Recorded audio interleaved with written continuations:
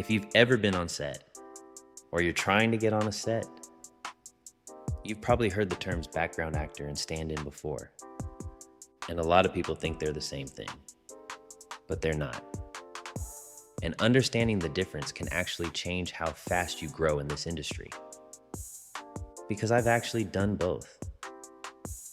And I've seen firsthand how different they really are. Let's start with background actors.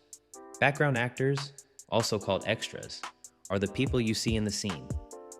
Walking in the background, sitting in a restaurant, filling up space to make the world feel real. You're part of the shot, but you're not the focus. Now, background is one of the easiest ways to get on set. You don't need experience. You don't need an agent. You just need to submit, show up, and be ready to work. That's how a lot of people, including me, get their first step into the industry. Now let's talk about stand-ins. Stand-ins are completely different. You're not there to be seen on camera. You're there to help build the shot. You're standing in place of the actor while the crew sets lighting, camera angles, focus, and movement. So instead of being part of the background, you're part of the setup. And that's a big difference. Because now you're working directly with camera team, lighting team, assistant directors, and sometimes even the director. You're right there in the middle of how the scene is created. And that's where the learning really happens. Now here's the biggest difference most people don't talk about. Background is about being in the environment. Stand-in is about understanding the environment. When I was doing background, I was observing. But when I became a stand-in, I was involved. I started learning timing, marks, blocking, how actors move through a scene, how lighting changes everything, how many times a scene gets repeated. And that experience gave me a completely different level of confidence. Another difference is access. As background, you're usually in holding. You come out when needed, then you go back. As a stand-in, you're closer to the action. You're on set more. You're part of the process more often.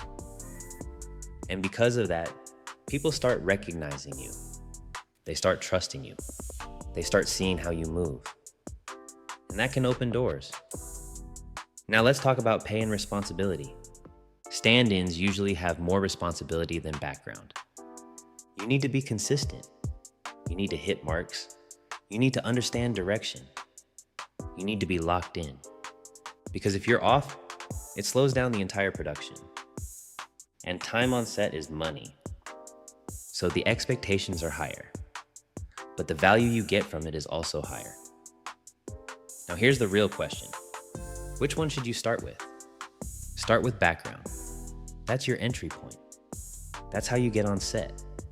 That's how you understand the environment. And once you're there, pay attention. Be professional. Be available.